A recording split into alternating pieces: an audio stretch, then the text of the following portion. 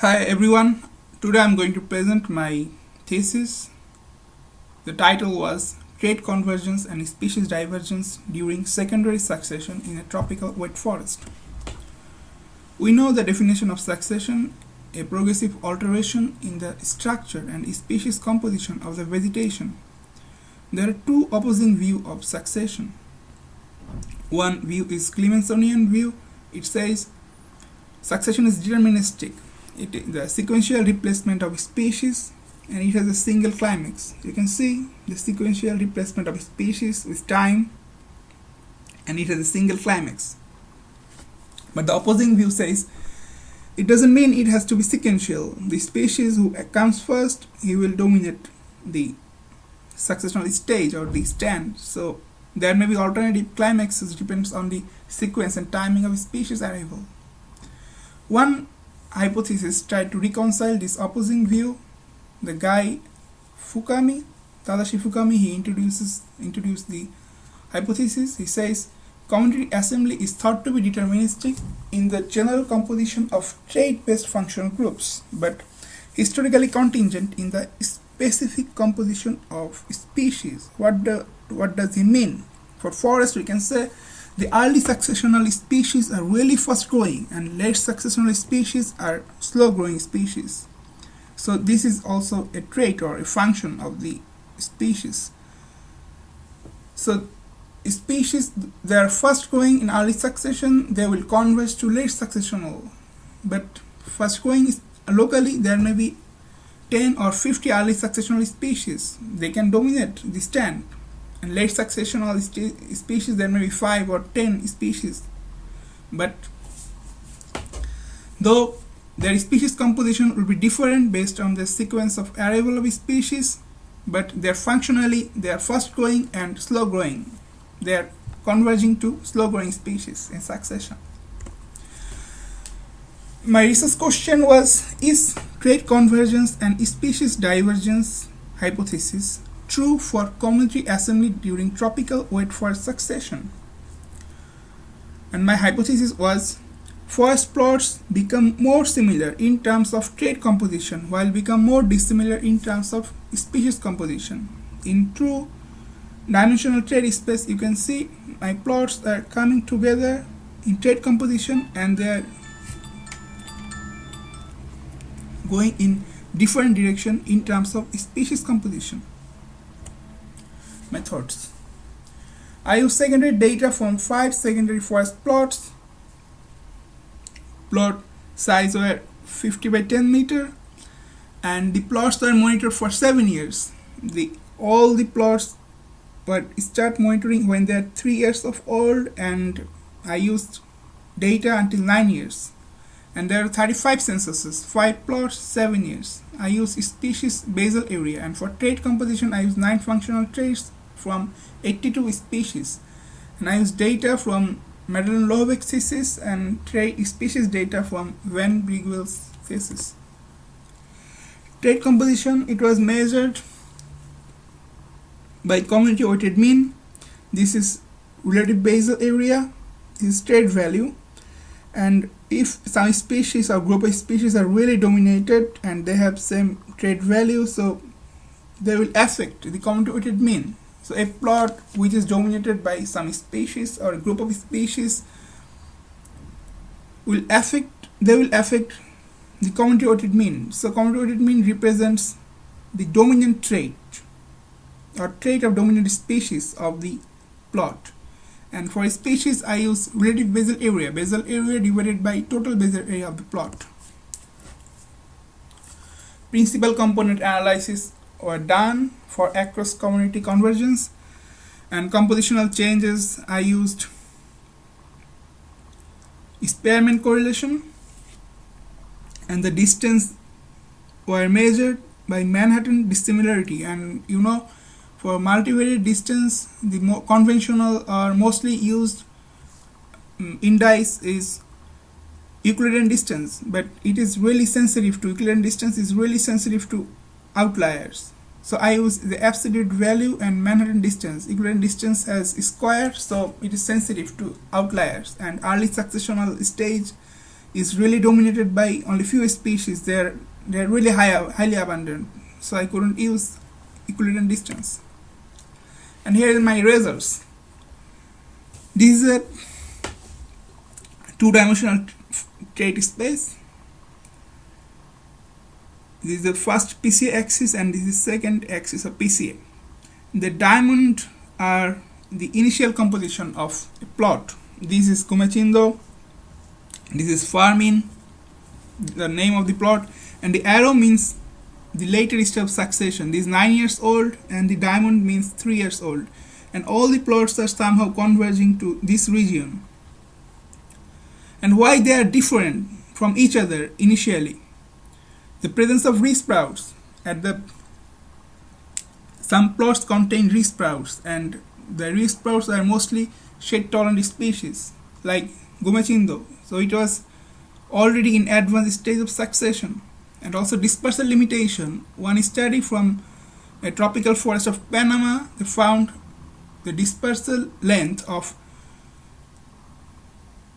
pioneer species is only 8 meters. Can you imagine? So one species, it's not possible for him to reach in all the places or all the plots. So they're different. And functionally, it means maybe when one species arrived, his pioneer first going, also some shade-tolerant species are also there because they reach there somehow.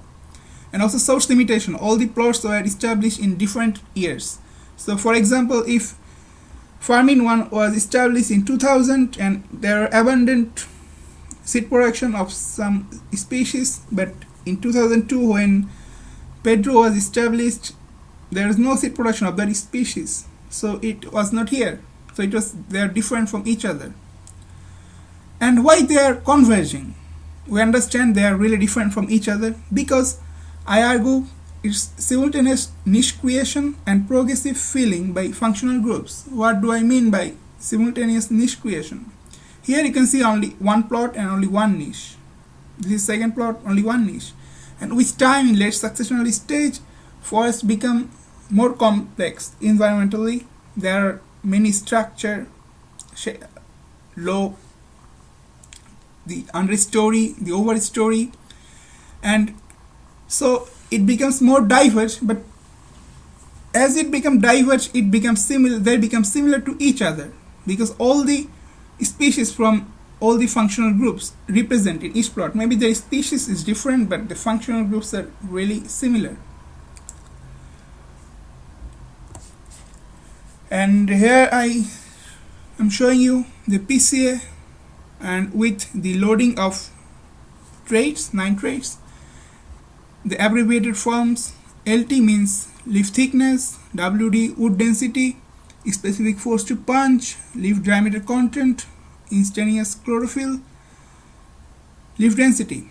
These are the traits of slow growing species, late successional species, and the arrow means in this direction the late successional species or the plots are here, and all the plots are moving to this direction. It means they are moving to late successional species.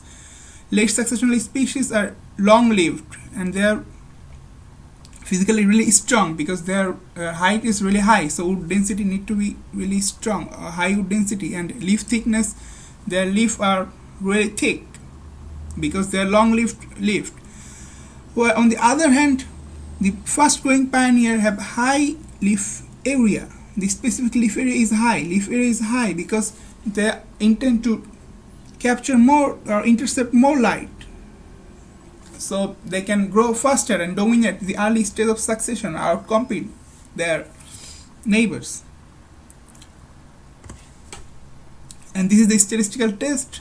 We can see there is a significant trend of decreasing trend, and dissimilarity is decreasing over time. It means plots are becoming more similar in terms of trait composition. So I can say forest plots become more similar in terms of trait composition. So trait convergence. And species composition, they are moving in different direction, and initially also their composition was different. So why species composition is not converging, it's diverging? I would say this is again dispersal limitation, random filling of niches. I am showing you what is random filling and parity effects. For example, there are two plots and there are two niches in each plot.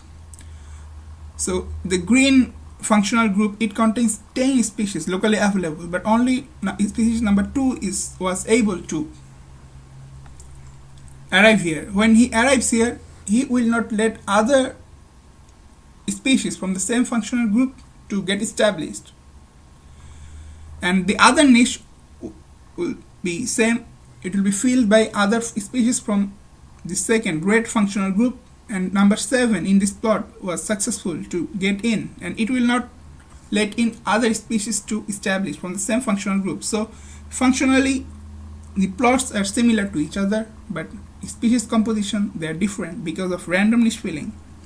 And parity effects means when one species is there, it is affecting the establishment of the later species. So for these three reasons, I argue species composition is diverging, or they are not converging. And statistically, you can say there is no significant relation, neither it is decreasing nor increasing. If it would decrease, I would say it is converging, but it is not, and also it is not increasing significantly. So yeah, but it is random, so I can conclude, yeah, maybe they are diverging. Truly they are not diverging. If they would diverge, I could expect a positive trend, but they are random, so, and they are not converging. I can say they are diverging. The strength of my research was its first attempt in forest. Other studies were carried out in temperate forest. I used dynamic data, successional data, and used trait from the same field. Other studies, they used secondary data of the traits, and I had only traits of 82 species. If I would have, there are 133 species, so I would better explain the community dynamics or community assembly. And for future research, I would recommend long-term data, and trait data on more species may help better understand community assembly during secondary forest succession in tropical wet forest. Take home message. So community assembly is at the same time, it is stochastic and it is deterministic.